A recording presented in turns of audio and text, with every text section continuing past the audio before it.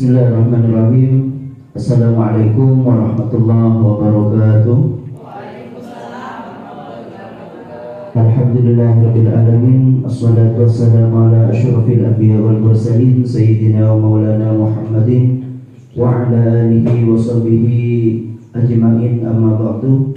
Pertama, marilah kita panjatkan puji syukur kehadirat Allah Subhanahu wa taala atas limpahan dan karunia-Nya sehingga pada pagi hari ini kita diberikan nikmat sehat dan sempat bisa berkumpul di tempat yang insyaallah penuh barokah ini dalam keadaan sehat walafiat. Salawat serta salam mudah-mudahan tercurah limpahkan kepada Nabi besar Muhammad SAW. Mudah-mudahan kita semua diakui sebagai umat Rasulullah dan kelak mendapatkan syafaat serta pertolongan dari Rasulullah SAW sehingga bisa bersama-sama masuk ke surganya Allah tanpa hisab. Bilqabul atau memikul sul wa ma'mul wa la hadratu Rasul. Al-Fatihah.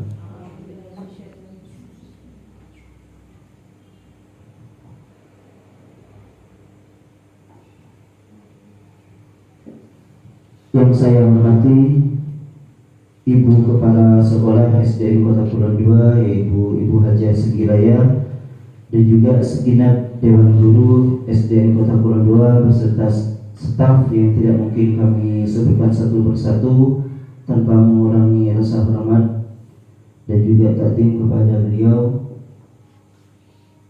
Perlu kami sampaikan acara pada pagi hari ini yaitu diseminasi menyebarkan pemahaman positif dan pengalaman budaya positif UPTD SPF SD Negeri Kota Kulon II oleh tim JGP Angkatan ke-7.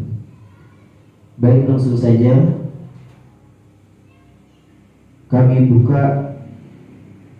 bacakan susunan acara pada pagi hari ini. Agar acara berjalan dengan lancar, mari kita buka acara pada pagi hari ini dengan pembacaan suratul Fatihah. Talaban lil saja syafaat Rasulullah sallallahu alaihi wasallam wa alihi wasallam. Al-Fatihah.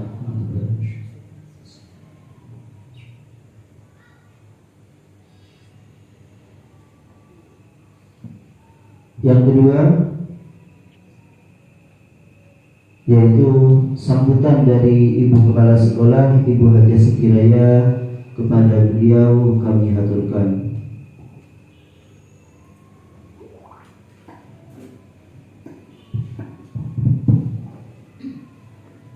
Bismillahirrahmanirrahim. Assalamualaikum warahmatullahi wabarakatuh. Yang saya hormati Bapak dan Ibu Guru SD Kota Kulon II, pertama-tama marilah kita panjatkan puji syukur kepada Allah Subhanahu wa taala karena atas limpahan rahmat serta hidayahnya pada pagi hari ini kita masih diberi kenikmatan yang berupa kesehatan sehingga pada hari ini kita bisa melaksanakan kegiatan diseminasi penerapan budaya positif di SD Kota Kulon II. Bapak Ibu yang saya hormati, salawat serta salam kita haturkan kepada junjungan besar Nabi Muhammad SAW. Pada kesempatan hari ini saya ingin menyampaikan bahwasanya hari ini adalah kegiatan yang sudah dikemas oleh teman-teman kita, yaitu guru calon ya, CGP, calon guru penggerak. Perlu saya sampaikan bahwa calon guru penggerak CGP yang ada di SD Kota Kulon II ini alhamdulillah luar biasa. Ada 3 teman kita yang sudah masuk CGP, di antaranya yang satu sebelah kanan ini adalah Bu Sinta Komalasari, kemudian Ibu Rini Tarnaningsih, kemudian Ibu Fenty Aripiani. Ketiga, ibu-ibu yang ada di depan ini, pada hari ini beliau ada kegiatan yaitu diseminasi. Apa tujuan dari kegiatan tujuan dari diseminasi ini?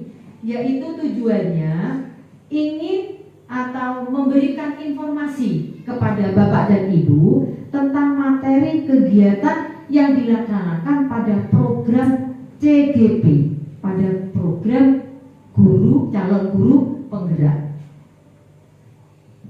Kemudian CGP yang akan memberikan ilmu kepada Bapak dan Ibu ini nantinya ilmu yang diberikan oleh ibu-ibu ini mudah-mudahan bisa diterima oleh ibu guru, Bapak dan Ibu guru yang ada di sini. Tujuannya apa? Yang tadi sudah disampaikan, diharapkan guru-guru yang ada di sekolah SD Kota Kulon 2 ini tergerak dan juga bergerak. Diharapkan tergerak dan bergerak untuk menerapkan khususnya di kelas masing-masing. Ya. Diterapkan di kelas masing-masing, juga di sekolah kita pada umumnya. Jadi Bapak dan Ibu nantinya dengan adanya ini semuanya bisa tertarik, karena keuntungan dari kita mengikuti CGP ini luar biasa banyaknya Bapak dan Ibu. Selain kita meningkatkan kegiatan proses belajar mengajar, meningkatkan ilmu pengetahuan kita, juga Bapak dan Ibu di sini nantinya mempunyai nilai plus. Kenapa saya katakan nilai plus? Dikarenakan mengikuti kegiatan ini nantinya setelah Bapak Ibu-ibu ini lulus, yang mau jadi kepala sekolah tidak usah seleksi lagi, langsung diangkat jadi kepala sekolah. Saya ucapkan selamat kepada beliau bertiga, luar biasa. Bapak dan Ibu, saya mohon kepada Bapak Ibu yang ada di SD Kota Kulon 2 khususnya, mohon dapatnya mari bersama-sama sharing kepada beliaunya bertiga ini yang nantinya akan memberikan materi yang dia miliki selama menjadi guru penggerak ini, ditularkan kepada Bapak dan Ibu. Mudah-mudahan Bapak dan Ibu berkenan untuk menerimanya, karena ilmu ini harus ditularkan. Kalau ilmu ini ditularkan, kata Pak Sugi, kata guru agama, itu pahalanya mengalir daripada ilmu diambil dengan sendiri, tidak dikembangkan. Kalau ilmu itu dikembangkan, insya Allah ilmunya akan berkembang, pahala kita juga akan mengalir. Bapak dan Ibu, nantinya semoga nantinya apa yang sudah disampaikan oleh ibu-ibu yang ada di depan ini, kegiatan diseminasi ini akan menjadi ilmu yang bermanfaat dan membawa perubahan yang baik terhadap murid. Kalau sudah menjadi guru penggerak tapi di kelas itu tetap aja yang kuno-kuno seperti itu, bukan lagi dinyamakan guru penggerak. Jadi harus ada perubahan-perubahan di dalam kelas yang sudah mengacu kepada ilmu yang diterima pada saat ini, yang sudah mengikuti CGP selama berapa bulan sekarang? Sudah 6 bulan sekarang ini. Jadi CGP ini akan dilaksanakan nanti selama 6 bulan ya. Ini kan baru 2 bulan ya, mulai masuk bulan ketiga ya. Jadi kalau anak-anak ini tengah semester, kalau anak-anak ini tengah semester, bukan tengah semester, seperti nantinya dilanjut 3 bulan lagi, 6 bulan sudah selesai dilaksanakan, sudah bisa dinyatakan guru penggerak. Bapak dan Ibu, ini sambutan yang bisa saya sampaikan. Kurang lebihnya saya mohon maaf, saya tutup. Wabillahi taufiq wal hidayah. Wassalamualaikum warahmatullahi wabarakatuh. Waalaikumsalam warahmatullahi wabarakatuh. Terima kasih kami sampaikan kepada Ibu Hajah Hidayah selaku Kepala Sekolah SDN Kota Kulon II yang telah memberikan sambutan, dan juga untuk acara selanjutnya yaitu pembacaan doa yang mana akan disampaikan oleh Bapak Chandra. Kepada beliaunya kami haturkan.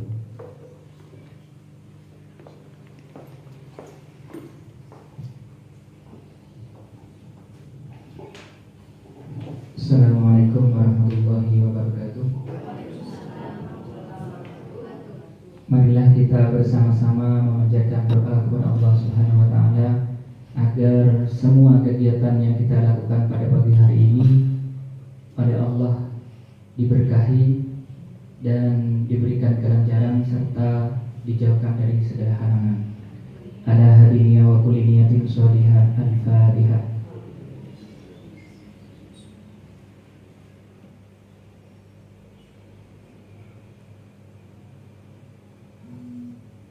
Musallim radhiyallahu tabaraka kulli sahabati Rasulillah wa jami'in.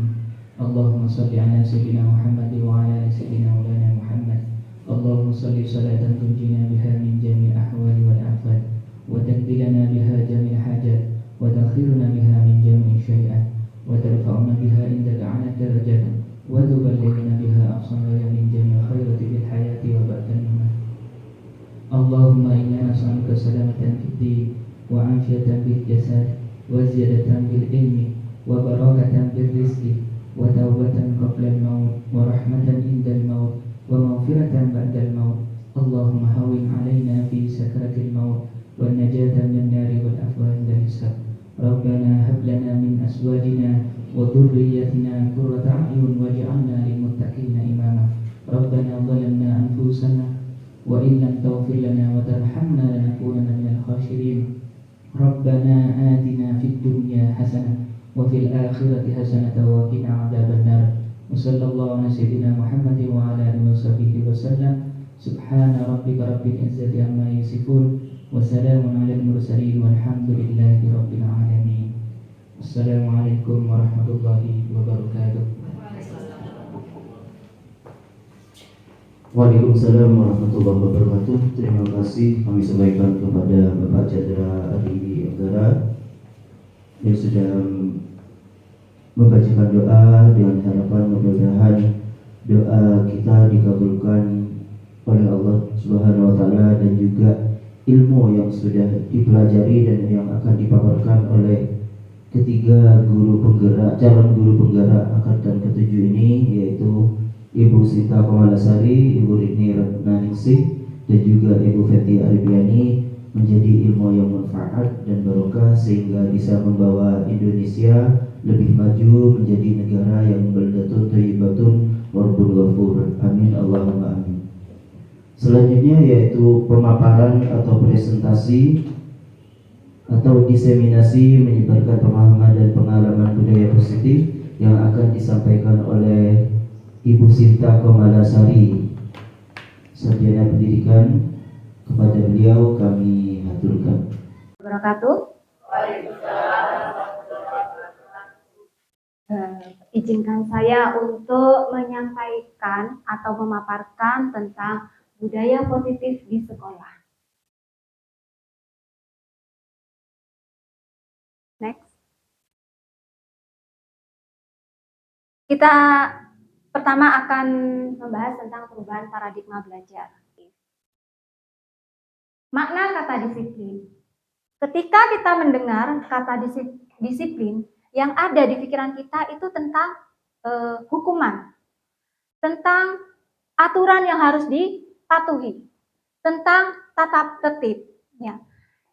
Sebenarnya tidak semua itu berupa hukuman, tetapi bisa juga itu hanya peraturan yang tujuannya ke arah yang lebih baik. Hukuman apa tidak harus dilakukan? Tidak. Tetapi itu adalah suatu pilihan terakhir. Kalau memang sudah tidak bisa lagi, tidak dapat lagi untuk diperbaiki, boleh kita memberi hukuman, tetapi hukuman yang bersifatnya mendidik. Tujuan disiplin di sini, sebagai seorang guru, kita memang memiliki hal-hal positif yang ingin kita tuangkan kepada anak-anak. Mungkin ibu bapak ada yang bisa memberikan contoh positif di kelas, apa yang ibu berikan kepada anak, misalnya mungkin ada yang bisa membantu saya, mungkin ada yang bisa menyebutkan contoh positif apa yang biasa ibu bapak terapkan di kelas ibu, misalnya apa? Monggo. Ya, monggo Bu Rini. Terima kasih. Mungkin disiplin positif yang bisa kita terapkan, misalnya sebelum pelajaran, anak-anak berbaris rapi dulu di depan kelas, kemudian masuknya dengan rapi bergantian, tidak berhamburan.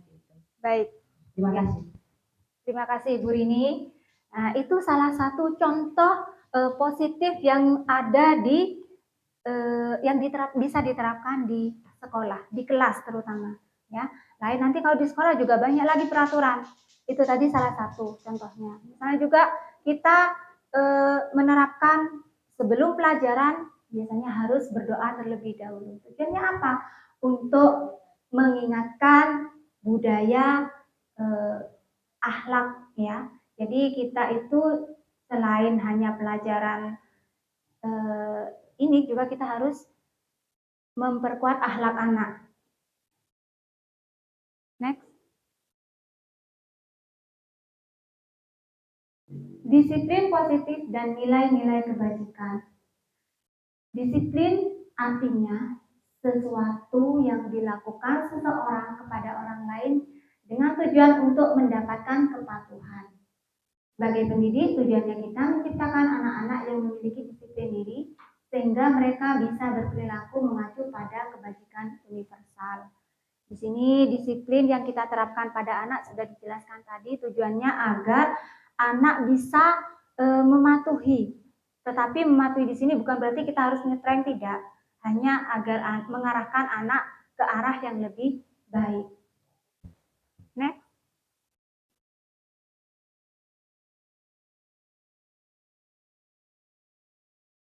Nilai-nilai kebajikan universal adalah sifat-sifat positif manusia yang merupakan tujuan mulia yang ingin dicapai setiap individu.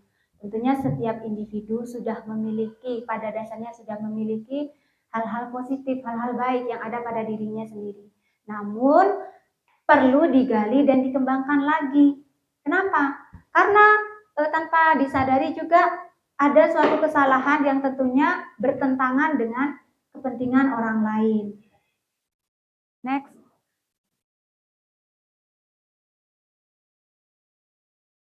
Salah satu nilai kebajikan yang ingin dicapai oleh anak Indonesia yang dikenal dengan sebutan profil pelajar Pancasila.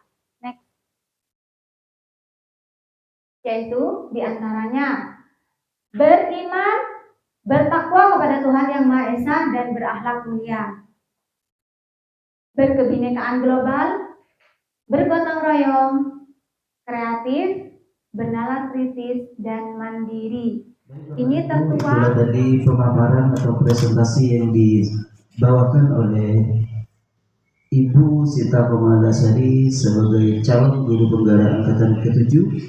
Dan selanjutnya materi yang akan disampaikan oleh pemateri kedua yaitu presentasi yang disampaikan oleh Ibu Rini Retnaningsih, Sarjana Pendidikan. Kepada beliau, Ibu Rini, kami persilahkan.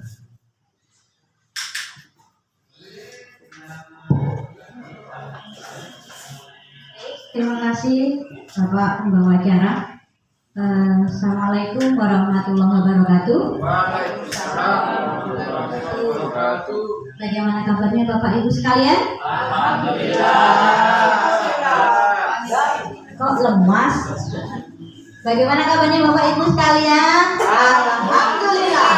Luar biasa. Allahu Akbar. Ya, itu yel-yelnya Abu Sinta itu. Oke, baik. Bapak Ibu sekalian, sebelum saya mulai, saya ingin kita bergerak-gerak dulu sejenak karena tadi tegang. Sekarang kita lemaskan dulu otot-otot kita. Silakan. berdiri ya. Nah, biar nggak capek ototnya kita berdiri sejenak. Oke. Syaratnya es breathing ini harus lemas. Oke ya. Oke, silakan. Ya, silakan mulai.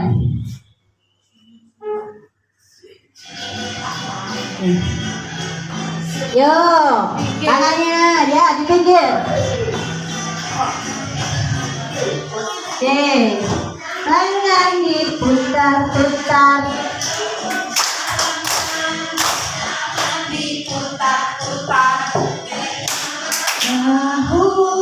Tangan diputar-putar, tegaklah lutut, goyang-goyang. Ayo goyang-goyang. Oke, lagi. Tangan diputar-putar, peganglah bahu.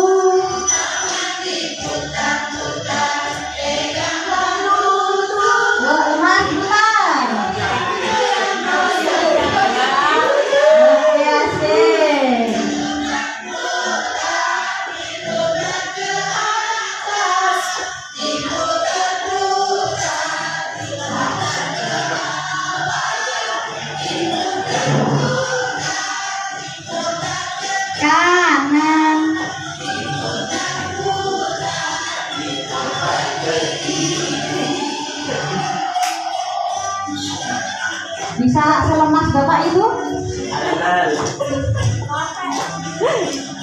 Ibu Sinta yang lemah bukan tari.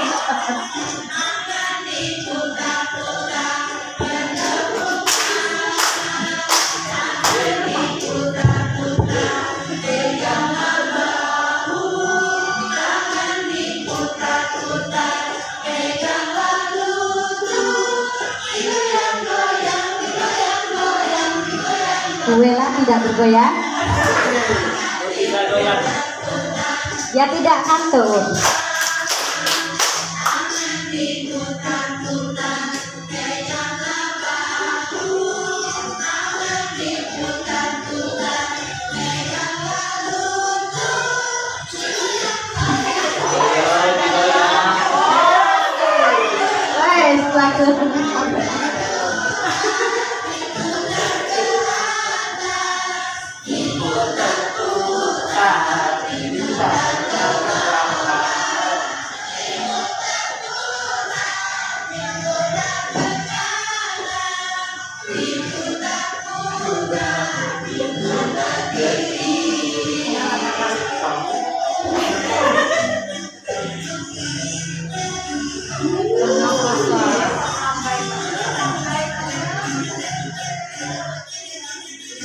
Baik, tepuk tangan untuk kita semua.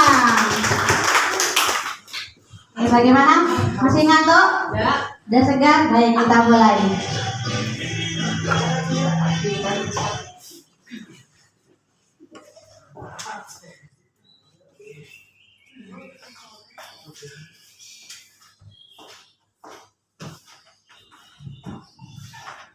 Oke, Bapak Ibu sekalian, untuk yang materi saya, ini kita lebih banyak akan menganalisis kasus-kasus ya. Jadi saya mohon Bapak Ibu sekalian aktif untuk menanggapi atau bertanya boleh dari materi yang akan saya sampaikan. Baik, sebelum kita mulai, perkenalkan dulu. Sudah kenal biar tambah sayang kepada saya. Perkenalkan dulu, nama saya Rini Ratnaningsih. Saya guru di SDN Kota Kulon 2. Saya mengampu di kelas 4. Next. Ini kesepakatan kelas kita.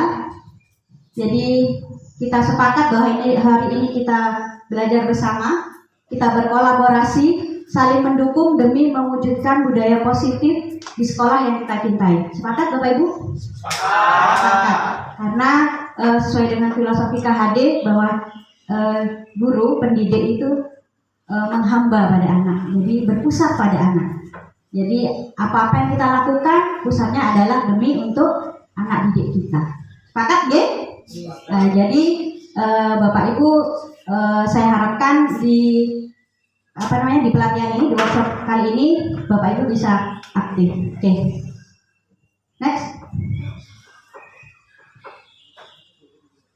latar belakangnya kita tahu bahwa kemajuan teknologi memberikan dampak positif dan negatif ya bagi anak didik kita. Yaitu dampak negatifnya salah satunya yaitu masuknya budaya luar yang tanpa filter ya, kadang tanpa filter masuk ke negara kita dan akhirnya diserap oleh anak didik kita, sehingga menyebabkan menurunnya karakter pada anak. Salah satu mengatasinya yang bisa kita usahakan untuk anak didik kita yaitu menanamkan kembali nilai-nilai karakter melalui penerapan budaya positif di sekolah. Ini adalah salah satu upaya kecil kita bagaimana kita menyelamatkan anak didik kita dari pengaruh budaya luar. Next.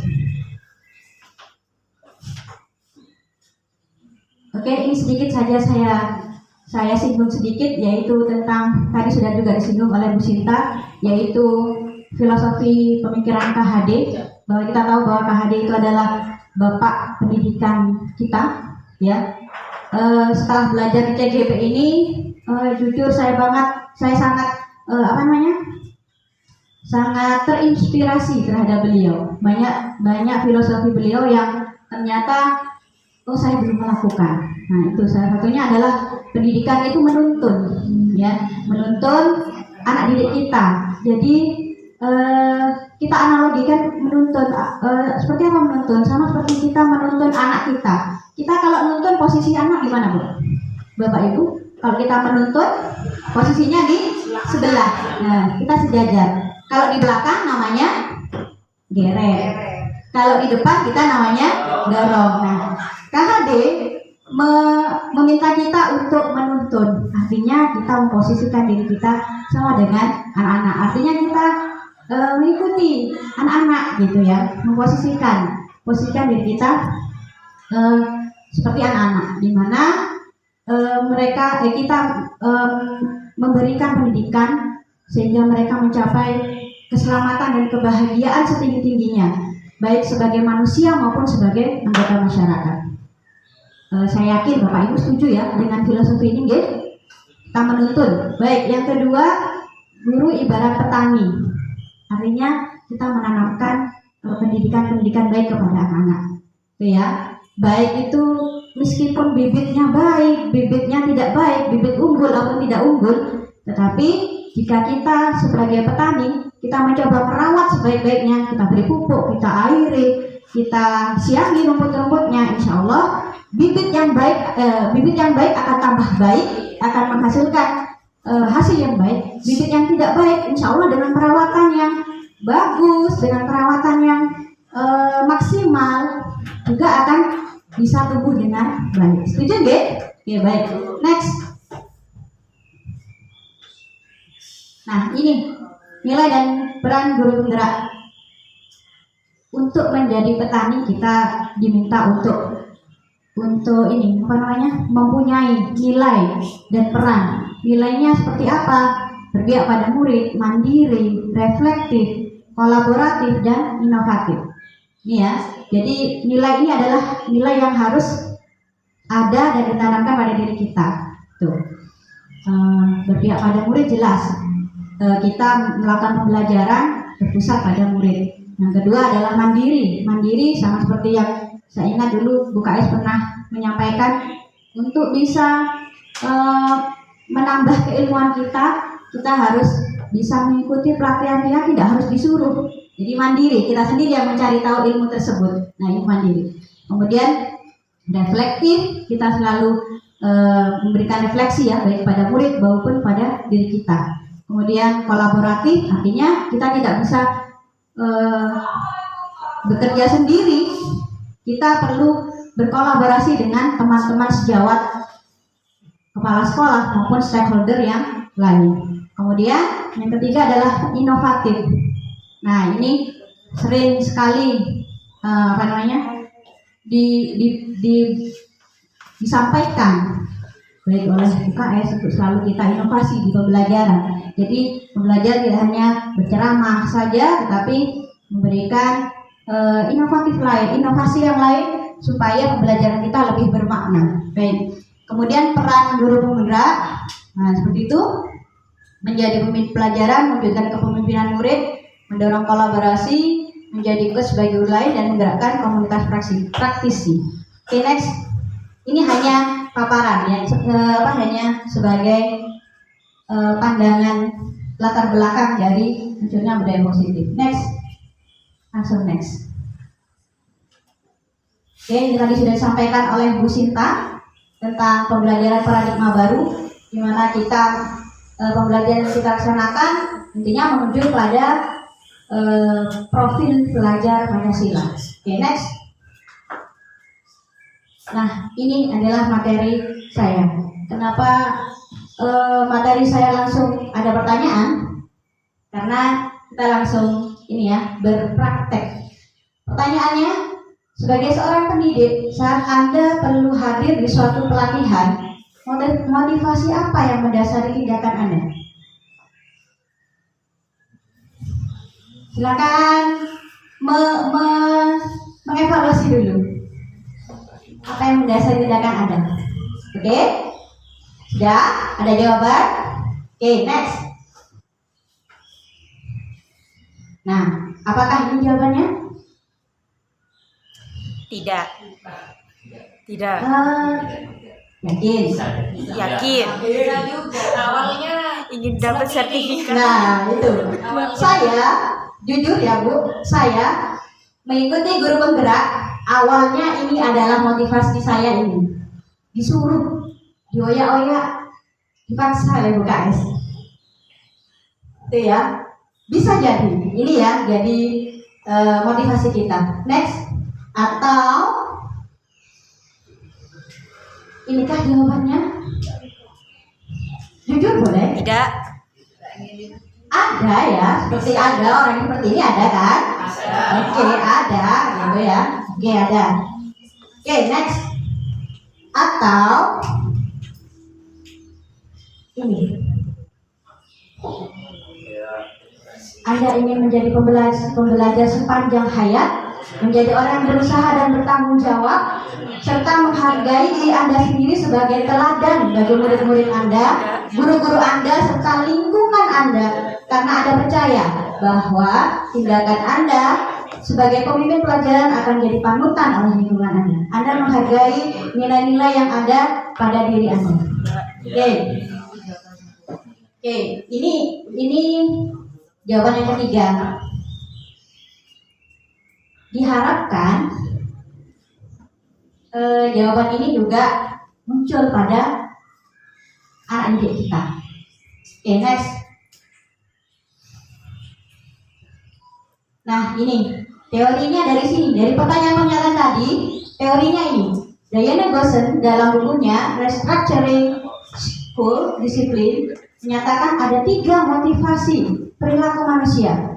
Jadi semua manusia ketika berperilaku mempunyai 3 motivasi ini.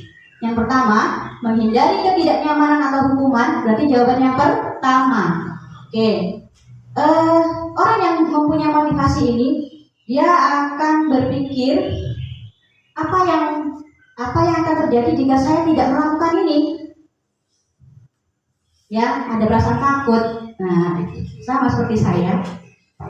Awalnya takut digigiri Bu, katanya Bu Cucu. Takut digigiri Bu, akhirnya melakukan. Nah, oke. Nah, ini termasuk motivasi eksternal. Oke. Ada orang lain yang mempengaruhi. Oke.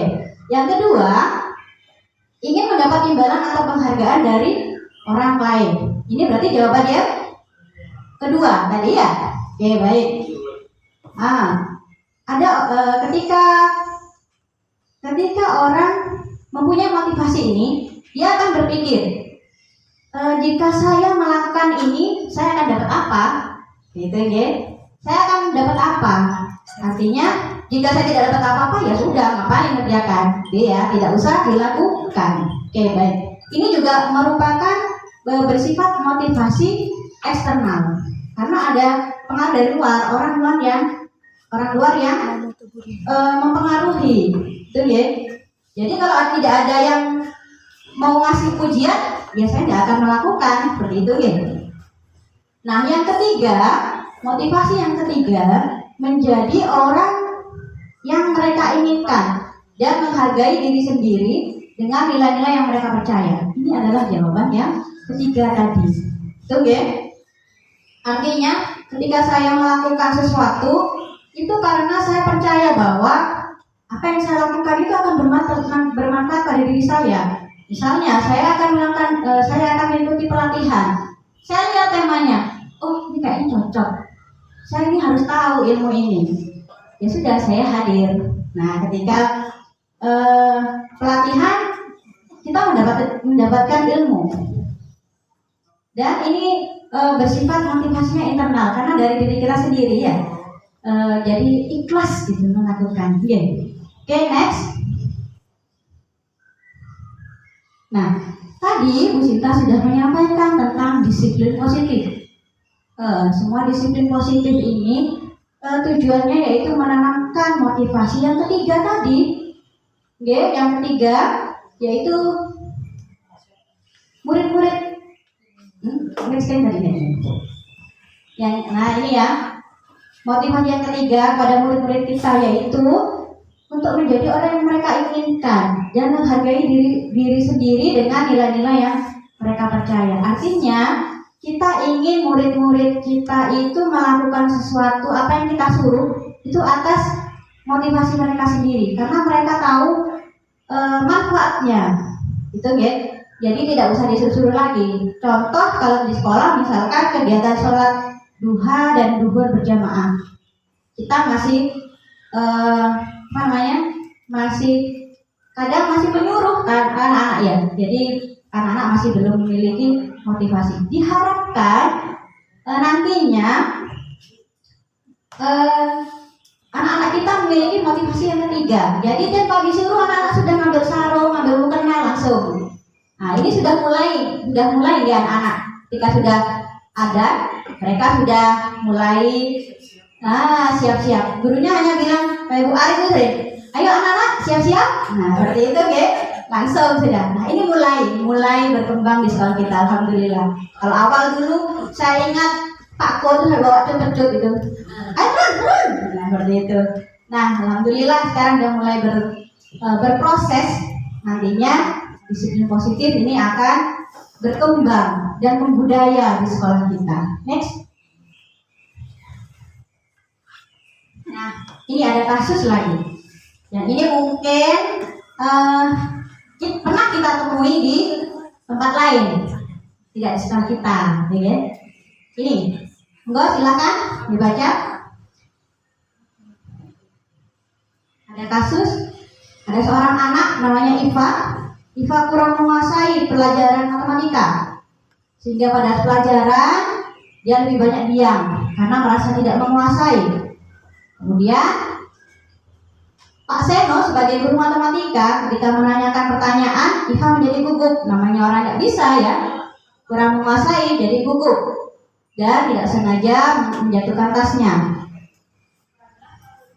Seluruh kelas teman-temannya itu malah tertawa melihat kegugupan Iva. Dan ternyata Pak Seno membiarkan teman-temannya itu menertawai. Kemudian Iva tergagap dan malu luar biasa. Dan lebih jauh lagi Pak Seno malah menyuruh Iva untuk maju ke kelas, ya, untuk menghukum karena tidak bisa. Nah kemudian disuruh berdiri sambil menunjuk hidungnya karena tidak bisa menjawab pertanyaan Pak Seno. Kelas makin gaduh, teman-temannya makin menertawakan. Ada Bapak Ibu yang seperti ini? Tidak ada ya di sini ya. Sekolah lain ada. Di sini tidak ada. Oke. Nah, next. Pertanyaannya, apakah Anda setuju dengan tindakan Pak Seno? Ada yang ingin berpendapat? Monggo. Setuju semua? Biasanya kalau diam itu artinya setuju. Nah, silakan. Kenapa tidak setuju, Pak? Pengalaman, ini dari pengalamannya. Kenapa tidak setuju? Karena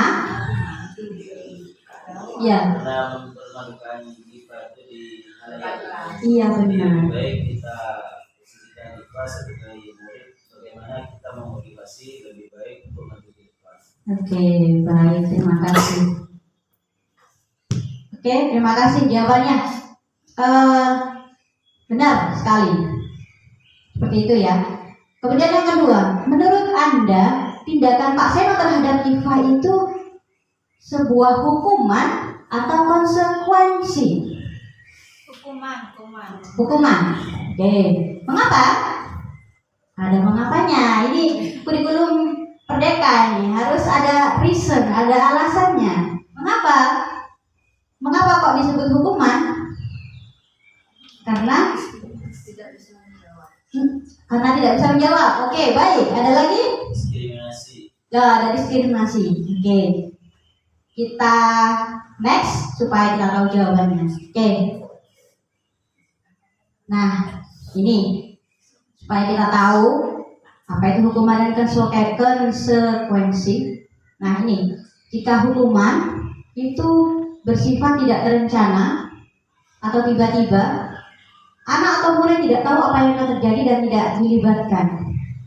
Kemudian hukuman itu bersifat searah, artinya dari pihak guru yang memberikan dan murid hanya menerima suatu hukuman tanpa melalui suatu kesepakatan atau pengarahan dari pihak guru.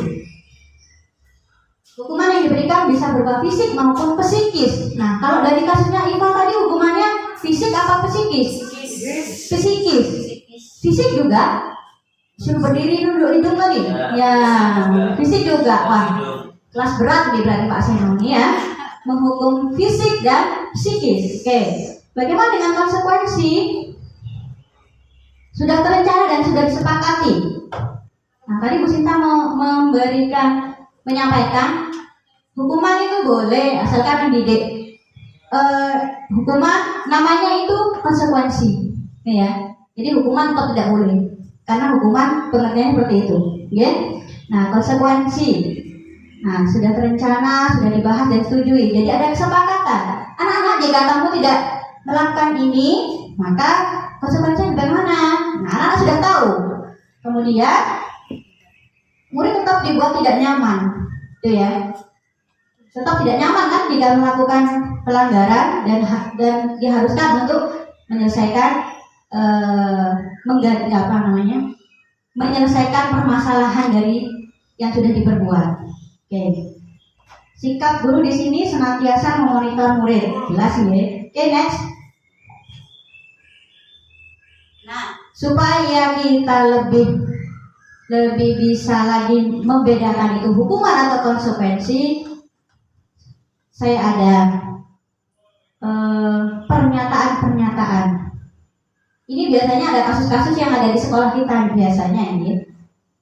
Yang pertama, terlambat hadir di pembelajaran 15 menit dan diminta untuk tinggal 15 menit sudah kelas setelah kelas usai untuk membahas ketertinggalan. Jadi terlambat 15 menit. Nah, ketika temannya sudah pulang, dia nambah lagi 15 menit untuk mengejar ketinggalan yang tadi. Termasuk hukuman atau konsekuensi? Yakin? Ya, karena sudah ada kesepakatan. Kalau terlambat berarti nanti kamu mengganti ya nak. Nah, seperti itu dia konsekuensi. Cucu, satu jempol. Oke, yang kedua, murid diminta untuk push up 15 kali karena tidak menggunakan masker ke sekolah. Hukuman atau konsekuensi? Hukuman. Oke. Yang ketiga, menggantikan kertas tugas teman yang telah dicoret-coret. Konsekuensi. Mencatat 100 kali di dalam buku kalimat. Saya tidak akan terlambat lagi karena terlambat sekolah. Hukuman? Hukuman atau konsekuensi?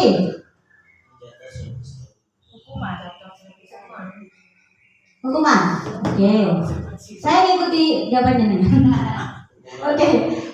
Yang kelima, lari mengelilingi lapangan basket 2 kali karena terlambat hadir di sekolah. Oke, next. Nah ini, membersihkan WC sekolah karena mematahkan pensil temannya. Hukuman ya? Nah, Pak Yono satu jempol untuk Pak Yono. Oke, Yang ketujuh, murid diminta bertelanjang kaki sepanjang hari karena tidak menggunakan sepatu warna hitam sesuai peraturan sekolah. Jadi konsekuensi,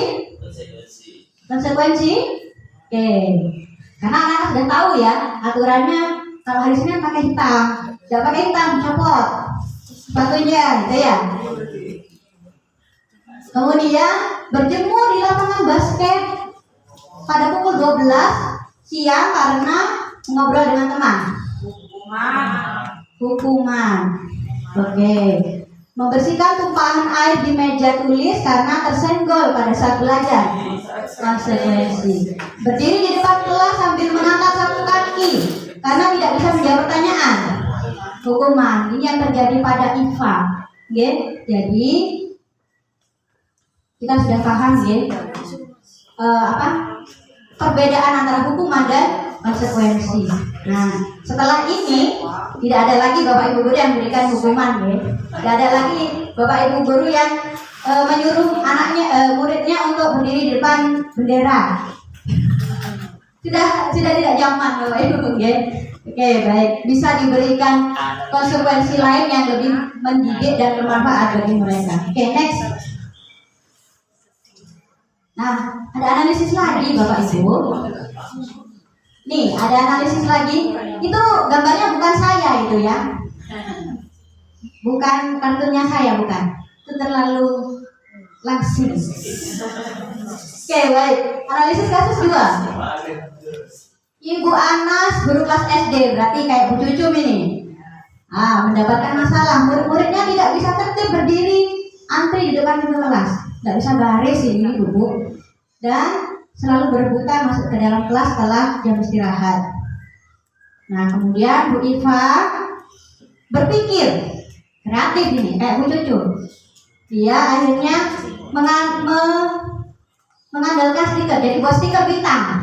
Nah, kemudian dia bilang, yang bisa tertib masuk kelas akan berguru beri bintang. Nah, itu. Akhirnya murid-muridnya ketika setelah jam istirahat lurus, barisnya lurus tertib karena mau diberi bintang ya. Karena anak kecil, karena anak dua kan senang dikasih bintang, apalagi warnanya emas. Bukan Mas Chandra ya, emas. Oke.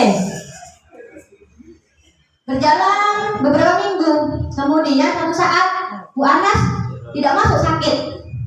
Kemudian diganti oleh Pak Heru, guru pengganti. Nah, Pak Heru ini tidak mengerti tentang pemberian stiker bintang ini. Jadi ketika setelah jam istirahat, anak-anak lupa, tidak ada yang ngasih bintang. Akhirnya apa yang terjadi? Berhamburan lagi, semrawut lagi. Oke, mengapa? Next silakan Mas operator. Jangan terpesona. Oke, pertanyaannya. Nah, berdasarkan teori motivasi yang telah kita pelajari pada pembelajaran sebelumnya, kira-kira motivasi murid-murid kelas 2 untuk bersedia berdiri antri sebelum masuk kelas? Motivasinya apa?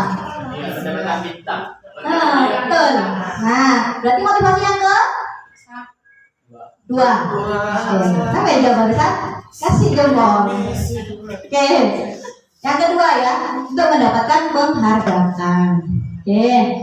Adakah cara lain agar murid-murid kelas 2 bersedia antri di depan kelas tanpa diberi penghargaan stiker bintang? Ada yang bisa jawab? Ada cara lain Bapak Ibu yang sudah malang melintang di dunia pendidikan dan dunia persilatan, dunia pendidikan. Ya, ada cara lain supaya muridnya ini tidak harus dikasih bintang, kemudian bisa baris lurus. Ada? Bagaimana caranya? Ada? Diberi pujian. Tetap. Nah, itu kata Pak Yono. Tetap Bu, kasih aja penghargaan. Oke, apa ayo? Ada Bu. Ya? Ada. Ya. Gimana? Jadi untuk Di video. Nah, Jadi oke, lanjut. kebetulan kemarin sempat sharing-sharing dengan guru senior, guru olahraga. Kebetulan suaminya Bu Arpati. Jadi kebiasaan di SD Mana Pujer itu sebelum siswa masuk kelas 2 atau sebelum masuk kelas, siswanya itu biasanya semrawut, Bu. Akhirnya karena beliau guru olahraga dipanggil, yang nggak baris nggak boleh masuk kelas. Jadi dikasih kayak seperti peringatan. Jadi bukan dipuji. Akhirnya anak-anak itu takut, mungkin karena juga beliau guru senior, akhirnya baris rapi. Kemudian guru tersebut memberikan pelukan berupa pelukan hangat, sehingga siswanya itu sebelum masuk mendapatkan semangat untuk mengikuti pelajaran setiap harinya. Baik.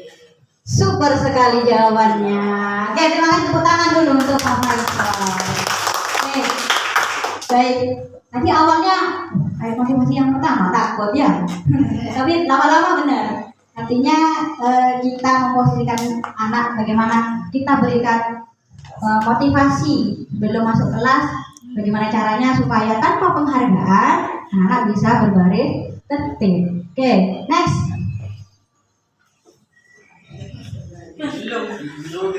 Nah ini ya, dihukum oleh penghargaan. Kok bisa penghargaan itu bisa menghukum? Bagaimana? Nah ini saat kita berulang kali menjanjikan hadiah kepada anak-anak agar berperilaku bertanggung jawab, atau kepada seorang murid agar mempelajari sesuatu yang baru, atau kepada seorang karyawan agar melakukan pekerjaan yang berkualitas, kita sedang berasumsi mereka tidak dapat melakukannya atau mereka tidak akan memilih untuk melakukannya. Jadi jika kita memberikan penghargaan pada anak secara terus menerus, itu kita sudah kayak punya positif negatif ya. Kita sudah negatif thinking, anak itu nggak bisa, paling tidak kita mau mengerjakan. Jadi buat diiming-iming, tak kasih ini dah penghargaan. Nah, seperti itu. Jadi kita meremehkan maunya anak-anak. Jangan dulu ya Bapak Ibu. Anak-anak kita itu sangat luar biasa. Jadi jangan sampai kita berasumsi paling murid saya tidak bisa, atau bukan lagi satria, tidak kira mengerjakan. Nah seperti itu ya. Ini sebagai evaluasi pada diri saya juga. Kadang saya seperti itu. Pak Kesatria tidak bisa nih, tidak bisa. Nah seperti itu. Sebenarnya nggak boleh. Ya, gitu. Oke, ini Alfikon ya. Next. Siapa itu Alfikon? Alfikon adalah seorang penulis dan penulis buku psikologi. Nah, ini ketika beliau diwawancara di ICD Annual Conference pada Maret 1995, beliau mengemukakan baik penghargaan maupun hukuman adalah cara-cara mengontrol perilaku seseorang yang menghancurkan potensi untuk pembelajaran yang sesungguhnya. Menurut Kohn, secara ideal, tindakan belajar itu sendiri adalah penghargaan sesungguhnya. Jadi ketika kita melakukan pembelajaran, ketika anak dari tahu jadi tidak tahu, itulah sesungguhnya adalah penghargaan. Ini nggak usah kita ini. Boleh kita memberi penghargaan, tapi tidak boleh terus menerus.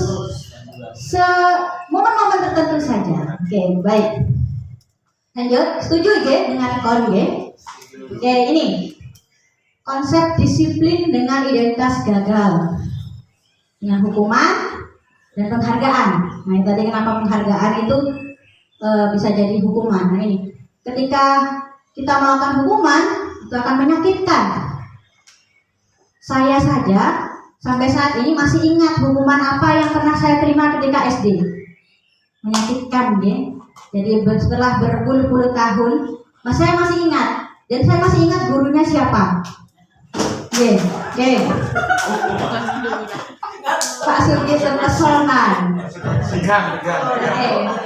Atau jangan-jangan aneh nih, tersindir ini orang melakukan hukuman ini. Oke. Kaget ya. Oke, langsung lanjut. Tidak nyaman. Murid takut. Murid menyembunyikan kesalahan. Otomatis ya. Jadi ketika kita sering melakukan hukuman, murid itu akan cenderung untuk menyembunyikan kesalahan, tidak ngaku. Nah ini kadang terjadi pada murid saya itu di kelas sering kehilangan, tidak ada yang ngaku, menyembunyikan kesalahan. Nah ini juga evaluasi lagi pada diri saya ini ya. Murid menjadi rendah diri, ini yang terjadi pada IFA. Bisa jadi apa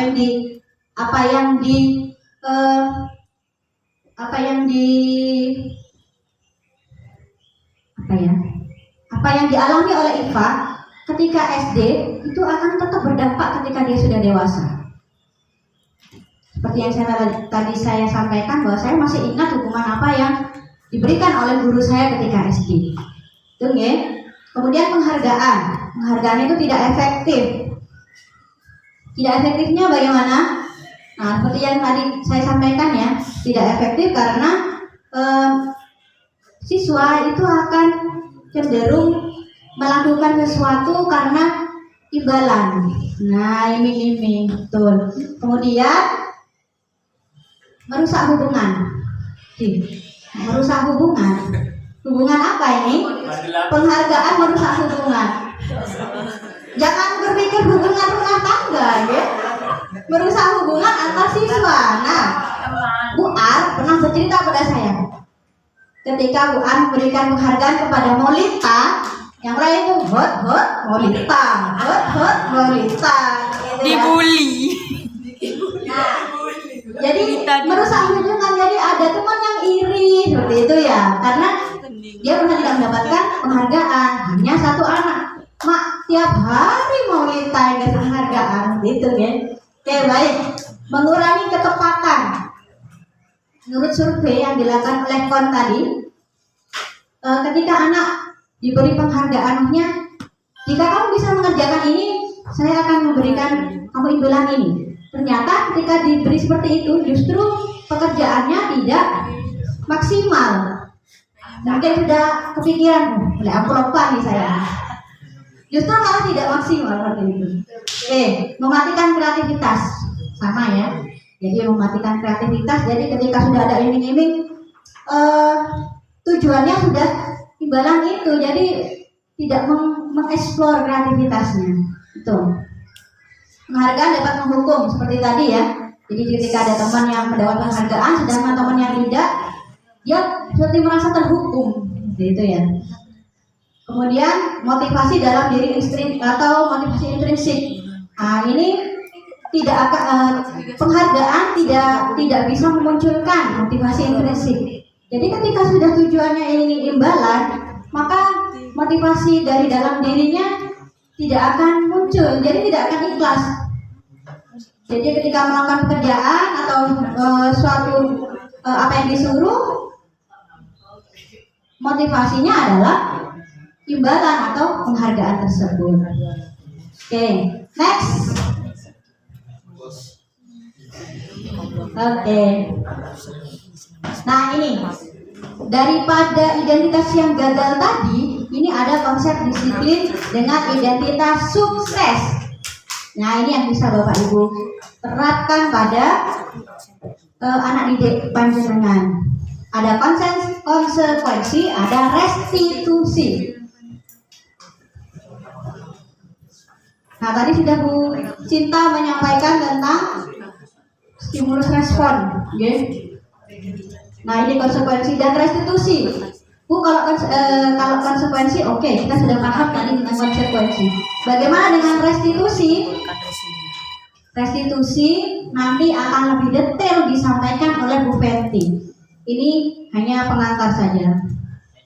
Jika restitusi ini siswa bertanggung jawab atas perilakunya, fokus pemecahan masalah dalam jangka panjang.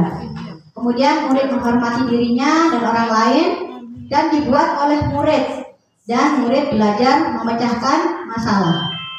bersifat teori kontrol dan siswa bersemangat untuk memperbaiki diri. Jadi siswa ketika melakukan pelanggaran tidak hanya disalahkan, tetapi mereka didorong, dimotivasi untuk memperbaiki dirinya sendiri. Oke, next.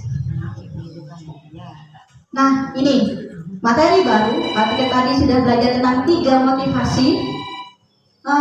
Bapak Ibu, halo. Tadi 3 motivasi perilaku manusia apa saja? Yang pertama, apa? Karena hukuman. Yang kedua, karena pujian atau penghargaan. Yang ketiga, nah betul, karena yang menghargai atau timbul dari dirinya sendiri. Oke, berarti paham tentang 3 motivasi. Oke, sekarang kita belajar materi yang kedua, yaitu tentang 5 kebutuhan dasar manusia. Bukan kebutuhan primer, sekunder, tersier, lain. Oke, ini 5 kebutuhan dasar manusia. Pada dasarnya, manusia ini memiliki kebutuhan-kebutuhan seperti ini: bertahan hidup, kasih sayang dan rasa diterima, terus kebebasan untuk memilih, kemudian kesenangan, passion, kemudian penguasaan atau pengakuan kemampuan. Bertahan hidup ini bisa tentang kesehatan, gitu ya. Kebutuhan dasar manusia untuk bertahan hidup. Oke. Yang kedua, rasa kasih sayang dan rasa diterima. Jadi anak didik kita ini memiliki, atau kita manusia itu memiliki, ingin dipenuhi kebutuhannya untuk kasih sayang dan rasa diterima. Seperti saya ingin merasa diterima sebagai orang baru di sekolah ini, ingin dipenuhi rasa kebutuhan dasar saya itu kasih sayang dan rasa diterima oleh para guru di sini. Anak didik kita juga seperti itu. Kemudian kebebasan atau untuk memilih. Kadang murid kita itu ketika belajar ada yang tidak bisa anteng di bangkunya, benar nggih? Nah, ada, Bu, saya mau mengerjakan di lantai boleh, asalkan selesai. Anak-anak, Bu, saya mau belajar di luar kelas. Ayo kita belajar di luar kelas, seperti itu, ya. Nah, ini rasa ini, kebutuhan ini, kebebasan. Kemudian kesenangan atau passion. Bu, saya itu tidak suka matematika. Gimana ya, Bu? Saya tuh sukanya olahraga. Banyak lampunya. Ya, saya sukanya olahraga, nggak usah matematika. Nah, ini ya, kesenangan. Nah, bagaimana kita mengarahkan anak-anak agar bisa memenuhi kebutuhannya, itu ya. Kemudian penguasaan atau pengakuan kemampuan. Jadi anak didik kita ini ingin dipenuhi kebutuhannya atas kemampuannya. Sekecil apapun kemampuan yang dimiliki anak didik kita perlu apresiasi. Misalkan hanya murid saya itu Satria, sudah terkenal jagoan ini, tapi saya sangat mengapresiasi ketika dia ternyata anak itu kuat hafalannya. Disuruh hafal perkalian, 1 kali hafalan dia langsung bisa. Nah, itu dia ingin dipenuhi kebutuhannya. Bu, saya bisa. Oke, bagus. Gitu ya. Baik, next. Nah, ada kasus lagi. Ini, tahun ini Dimas genap berusia 17 tahun. Ia senang sekali ketika ayahnya mulai mengajarkan cara menyetir mobil. Setiap akhir pekan dia berlatih menyetir. Ia terlihat senang berlatih sampai akhirnya dia bisa menyetir mobil dengan baik dan lancar. Ketika ibunya bertanya pada Dimas, apa yang membuat dia ingin bisa menyetir? Nah, ketika jawaban Dimas adalah seperti ini, kebutuhan apa yang ingin dipenuhi? Ketika jawaban Dimas itu ketika ibunya tanya, apa yang membuat dia ingin bisa menyetir? Ketika jawaban Dimas, aku merasa bangga dan keren, Bu. Maka kebutuhan apa yang dia penuhi? Dari 5 kebutuhan dasar yang tadi. Kesenangan. Tadi apa kebutuhan 5 dasar? Hah? Passion. Nah ini tadi ya 5 kebutuhan dasar ini ya. Ada bertahan hidup, rasa kasih sayang, kebebasan, kesenangan, penguasaan. Oke, balik lagi. Kemampuan, kemampuan. Next. Nah itu. Aku merasa bangga dan keren Bu bisa menyetir. Maka kebutuhannya apa? Pengakuan. Pengakuan. Ada lagi? Kesenangan. Ada lagi? Oke. Oke. Lanjut yang kedua. Saya tidak menjawab dulu ya, biar tergantung. Oke. Kemudian biar bisa jalan-jalan naik mobil sama teman-temanku. Apa berarti? Kesenangan. Oke. Berarti yang tadi itu pengakuan. Ya. Oke. Aku senang bisa pergi ke tempat-tempat yang aku suka. Senangan.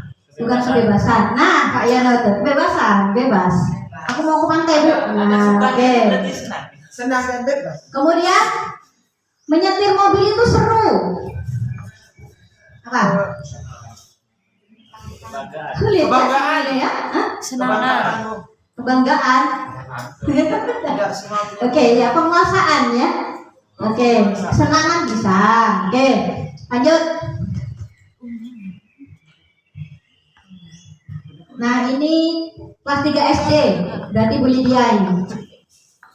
Dinda seorang anak kelas 3, begitu sampai di rumah dia menangis dan mengadu pada ibunya. Sering ini murid-murid kita mengadu pada ibunya ya, bahwa dia benci pada Ibu Rani, benci pada gurunya. Kenapa? Nah, ketika ditanya kenapa, Dinda menjawab, Ibu guru bilang aku tidak boleh bersenandung waktu mengerjakan tugas. Katanya kelas harus tenang, tidak ada suara, hening. Kan nggak seru jadinya. Jadi apa? Kebutuhan apa yang tidak dipenuhi oleh Dinda? Kebebasan. Oke, bisa ya diterima? Oke, lanjut. Ibu guru tidak menyapaku hari ini, padahal aku pakai jepit baru. Apa? Saya pakai jepit baru, tapi ibu guru tidak melihat saya, dan tidak disapa. Nah, rasa diterima, ya Bu Jia, ya rasa diterima. Kan ingin disayang sama gurunya. Nah, bagus jepitmu, nah begitu ya. Oke, aku bosen, masa belajarnya cuma gitu-gitu aja, dengerin Bu guru aja. Nah, ini saya nih kayaknya. Apa ini berarti? Kemerdekaan. Kebebasan, betul kebebasan. Bosen, di kelas aja bosen. Oke, aku sebel. Gambarku tidak rapi, malah ibu guru nunjukin ke teman-temanku di kelas. Jadi gambarnya tidak rapi, malah ya punya ini Dinda. Coba. Pengakuan. Apa berarti? Pengakuan, ya. Nah, padahal Dinda sudah sepenuh hati menggambar. Oke, next. Oke, sebenarnya saya ada kuesioner ini nanti mungkin karena waktunya tidak cukup. Ini penting kita bagikan sebenarnya, nanti bisa kita lihat. Nah ini bisa dibagikan ke muridnya, ada kuesioner, silakan dilihat sejenak.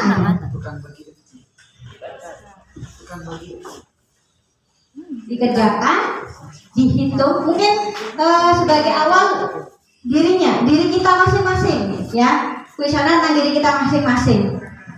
Apakah Anda kalau bertemu dengan orang baru diem, nggak nyapa, gitu ya? Ah, ini kayak tes psikologi. Oke.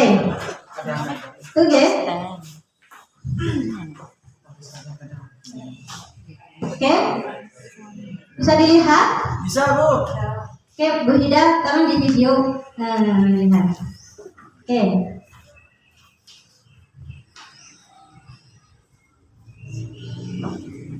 Silakan membuat dilihat dengan pensil.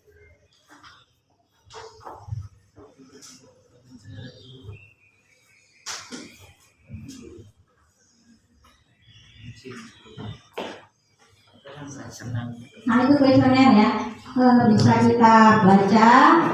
Jika diperlukan bisa untuk anak didik panjenengan untuk mengetahui kebutuhan dasar apa yang diperlukan oleh anak didik kita. Nanti caranya melihat skornya, nomor 1 sampai 10 di skor berapa? 11 sampai 20 berapa? 21 sampai 30 apa? Berapa? Itu ya, sampai ada 40. Di situ nomor 1 sampai 10 di situ ada jenis kebutuhannya. Oke, baik. Next. Kemudian, nah ini dunia berkualitas. Seperti apa dunia berkualitas? Dunia berkualitas adalah tempat khusus dalam pikiran kita, dalam kepala kita, yang menyimpan gambaran representasi dari semua yang Anda inginkan. Bisa berisi orang-orang, hal-hal yang terbaik dalam hidup Anda dan membuat Anda merasa bahagia dan terpenuhi kebutuhan dasar. Murid kita juga mempunyai gambaran dunia berkualitas mereka. Tentunya sebagai guru, kita ingin mereka memasukkan hal-hal yang bermakna dan nilai-nilai kebajikan yang hakiki ke dalam dunia berkualitas mereka. Maksudnya bagaimana?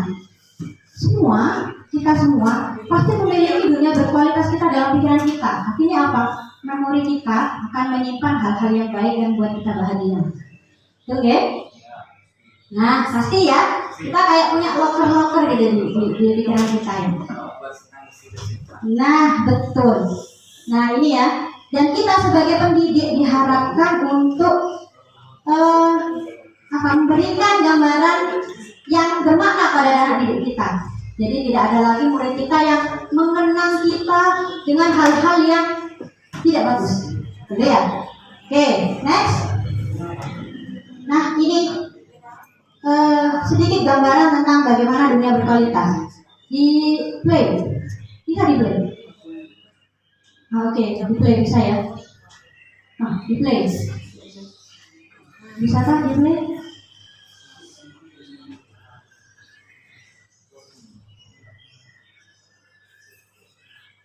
Jalan.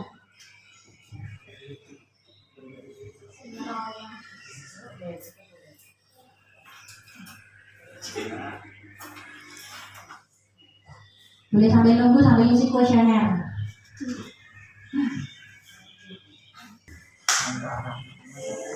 Nah, ini monggo disimak, direnungi, kita evaluasi.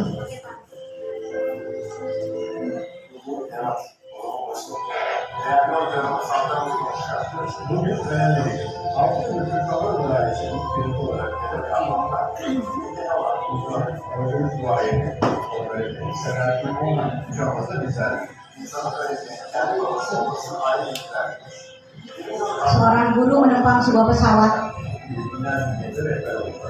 Ini pilotnya.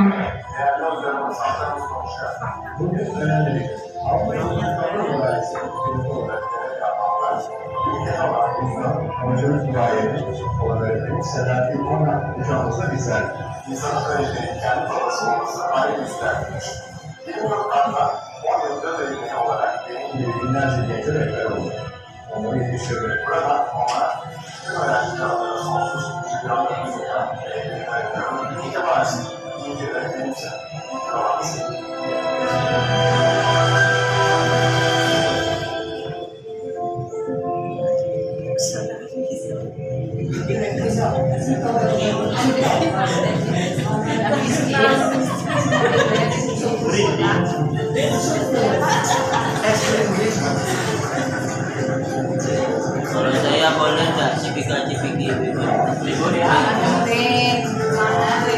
Tidak ngerti ribu.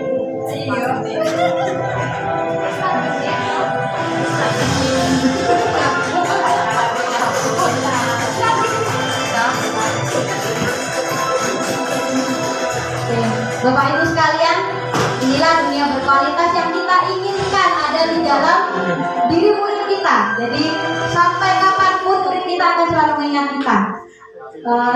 Sangat bersyukur jika sampai murid kita mendoakan kita. Oke, nah ini. Oke. Oke, itu ya. Next. Nah ini adalah penerapan keyakinan tadi kita sudah belajar tentang disiplin positif. Nah, salah satu hal yang kami lakukan, Bu Sinta, Bu Fenty dan saya salah satu langkah kecil untuk membudayakan disiplin positif yaitu melakukan penerapan keyakinan kelas.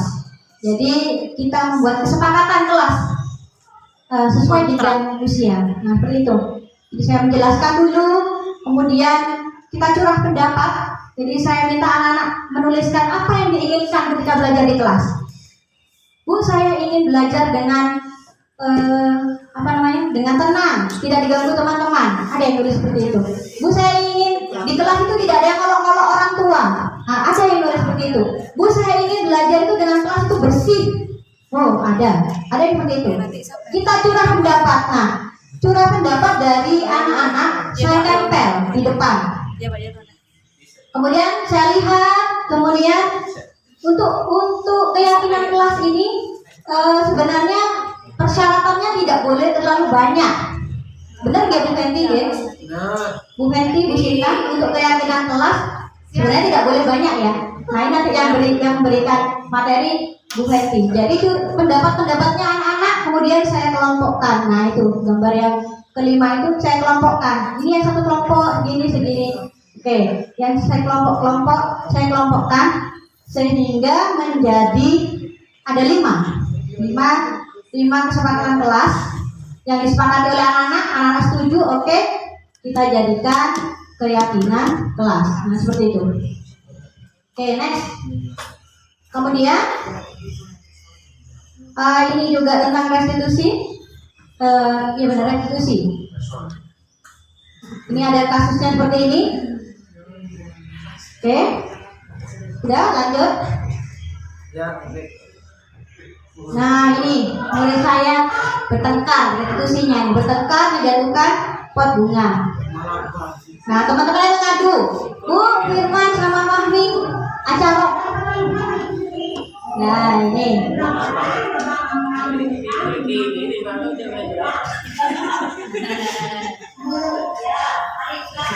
Nah, ini belum sudah kami panggil.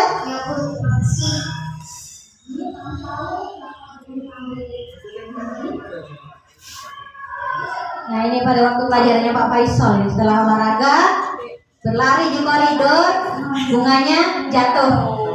Nah, itu Pak Yono, itu kenapa kok di peran karet itu? Harus tengkar. Nah, oke, ini ya. Jadi langkah awalnya nanti akan lebih diperjelas oleh Bu Fenty ya. Oke, lanjut next. Oke. Kemudian kasus yang kedua, ketika jam istirahat, ada salah satu murid saya itu mengerjakan PR di kelas. Oke, lanjut.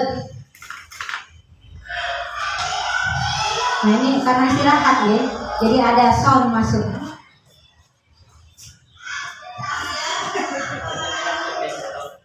Nah, ketika temannya istirahat, Nadia di dalam kelas ketika saya tanya ternyata sedang mengerjakan PR.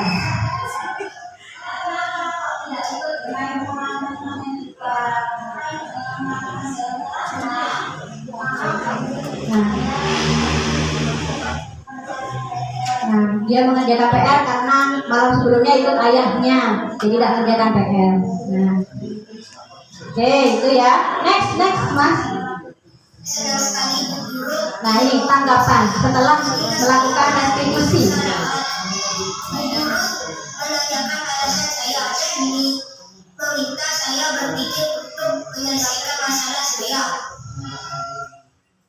Oke, lanjut. Next. Guru membuat saya menyadari kesalahan yang harus saya perbaiki dan memberikan kepercayaan pada saya untuk berubah lebih baik. Ya, itu. Jadi inti dari restitusi itu adalah ketika mereka menyadari kesalahan mereka dan mereka memperbaiki, diharapkan tidak diulangi lagi seperti itu. Oke, lanjut. Oke, alhamdulillahirabbil alamin. Terima kasih, saya bersama anak didik saya, Guru Bergerak Indonesia Maju. Dengan seperti tadi yang disampaikan oleh Bapak Pembawa acara, Guru Bergerak Indonesia Maju. Mari kita Bapak Ibu sekalian, kita berkolaborasi, kita saling bekerja sama. Saya harapkan setelah materi ini kita tergerak, hati kita tergerak. Kemudian kita akan bergerak bersama, kita berkolaborasi, dan kita akan menggerakkan seluruh seluruh warga sekolah dan murid kita untuk ambil bagian dalam transformasi pendidikan, perubahan pendidikan yang lebih baik sesuai yang diamanatkan oleh Mas Menteri Pendidikan kita, Mas Nadiem Makarim. Oke, baik, terima kasih.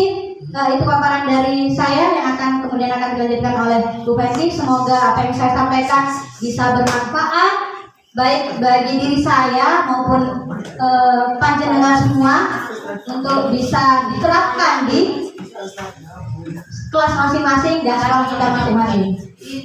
Salam kita tutup dengan salam guru penggerak. Ya, oke. Salam guru penggerak. Tergerak, Bergerak, menggerakkan. Oke. Lanjut ulang deh. Salam guru penggerak. Tergerak, bergerak, dan menggerakkan. Oke. Assalamualaikum warahmatullahi wabarakatuh. Karena kurang satu pemateri lagi. Baik Bapak Ibu Guru, untuk pemateri yang terakhir kita yaitu calon guru penggerak angkatan ke-7 dari SD Negeri Kota Kulon II akan disampaikan, dipresentasikan oleh Ibu Fenty Aridiani dengan tema menyebarkan pemahaman dan pengalaman penerapan budaya positif. Kepada Ibu Fenty kami persilakan.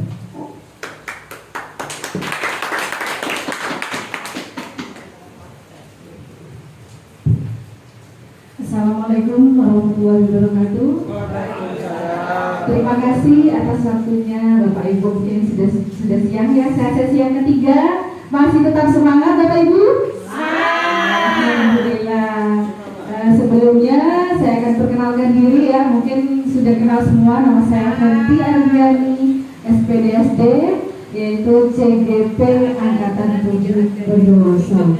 Nah, saya akan menyebarkan pemahaman dan pengalaman, begitupun penerapan budaya positif di SD Kota Kulon II. Nah, kita mulai ke materi yang akan saya sampaikan, yaitu saya ke bagian posisi kontrol. Nah, next. Sebagai guru, next Pak Chandra. Nah, mengenal diri sendiri sebagai guru, nah terutama kita ya. Ya, next. Masih semangat Bapak Ibu? Semangat. Suaranya? Ya. Kemudian kita tujuan dari keyakinan kelas. Nah, ini memberikan pengalaman bermakna kepada murid. Nah, ini adalah materi yang terakhir ya Bapak Ibu. Segitiga restitusi, tadi sudah dijelaskan juga sedikit oleh Bu Rini tentang restitusi. Saya kembalikan kepada Bapak Sugiono. Baik, saya sampaikan terima kasih kepada calon guru penggerak angkatan ke-7 materi ketiga yaitu Ibu Fenty yang sudah memaparkan diseminasi tentang pengalaman budaya positif.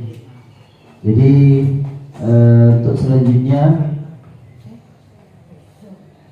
mungkin ada tanggapan dari Bapak dan Ibu guru.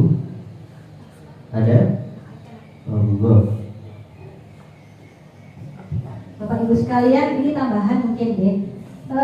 Seperti kita ketika sudah workshop, saya ingin ada tanggapan, ada umpan balik dari panjenengan semua tentang materi yang sudah kami sampaikan bertiga.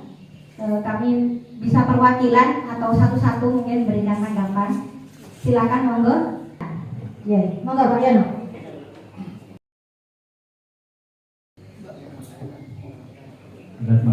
terima kasih atas waktu yang diberikan. Menanggapi tadi, saya tertarik dengan prinsipnya Ki Hajar Dewantoro bahwa beliau itu memberikan prinsip pendidikan yaitu ing ngarsa sungkuldo ing madya mangun karsa tuturi handayani. Di mana pada kenyataannya guru itu hanya menjalankan yang dua, yaitu mengawasi dan memberikan dorongan kepada anak-anak. Sedangkan yang pertama ini kadang dilupakan, yaitu ingarso sungkulodo, yaitu memberikan contoh kepada anak. Kenapa? Karena anak itu cenderung meniru guru. Ya. Oleh karena itu jangan kita mengartikan prinsip Ki Hajar Dewantoro hanya separuh. Ya. Kita harus utuh. Yang pertama kita harus memberikan contoh, ya, sesuai dengan ajaran beliau yaitu ingarso sungkulodo ing madya mangun karsa. Di mana di depan kita harus memberikan contoh kepada anak-anak kita, kemudian di tengah kita memberikan dorongan, dan apabila anak-anak melakukan kesalahan baru kita arahkan ke jalan yang benar. Demikian Bapak Ibu, saya kira itu yang harus kita pahami sebagai guru dan menganut prinsip Ki Hajar Dewantoro. Terima kasih, super sekali Pak Yono atas umpan baliknya. Mungkin dari Ibu Kepala Sekolah ingin berikan tanggapan dari pembelajaran kita hari ini. Bismillahirrahmanirrahim. Terima kasih saya sampaikan kepada Bu Rini bertiga yang saat ini telah menyelesaikan diseminasi. Harapan saya ke depan apa yang sudah disampaikan oleh teman-teman bertiga ini ditindaklanjuti oleh Bapak Ibu semua yang ada di SD Kota Pulau II, khususnya dikarenakan apa yang sudah disampaikan tadi luar biasa, ilmu luar biasa yang bisa diterapkan di masing-masing kelas. Jadi harapan saya, masukan saya bukan hanya kepada pemateri, khususnya kepada teman-teman seluruhnya bisa menerima apa yang sudah disampaikan oleh teman kita bertiga dan bisa diterapkan sehingga anak-anak kita ke depan lebih bagus daripada yang saat ini sudah dilaksanakan oleh Bapak dan Ibu. Tadi sudah disampaikan oleh Bu Sinta, juga sudah disampaikan oleh Bu Rini maupun Bu Henti, semuanya yang disampaikan ilmu yang sangat luar biasa. Mungkin ini Bapak Ibu yang ingin saya sampaikan perubahan. Itu yang ingin saya sampaikan adalah perubahan di SD Kota Pulau II, setidaknya mendekati apa yang sudah disampaikan oleh Bapak, yang disampaikan oleh ibu-ibu bertiga ini. Terima kasih Bu Rini. Terima kasih masukan dan umpan baliknya dari Ibu Kepala Sekolah maupun Pak Yono. Memang benar kita sebagai pendidik memang harus jadi teladan yang baik bagi anak didik kita. Mungkin ini saja yang bisa kami sampaikan. Kami sebagai pemateri, mohon maaf apabila dalam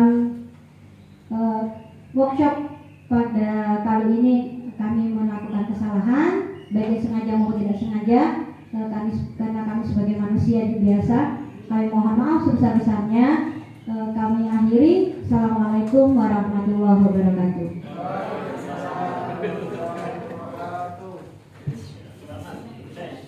Waalaikumsalam warahmatullahi wabarakatuh. Alhamdulillahirrahmanirrahim. Acara pada siang hari ini berjalan dengan cukup lancar dan tidak ada kendala. Mudah-mudahan kita, baik yang memaparkan ataupun yang kita menyimak mendengarkan, juga mendapatkan cipraan ilmu yang telah disampaikan oleh Bapak dan Ibu guru, oleh Ibu guru yang saat ini memaparkan calon guru penggerak angkatan ke-7. Itu saja dari kami, kurang lebihnya mohon maaf yang sebesar-besarnya. Ihdinas siratal mustaqim, Allahumma muwaffiq ila aqwamit thoriq. Wassalamualaikum warahmatullahi wabarakatuh.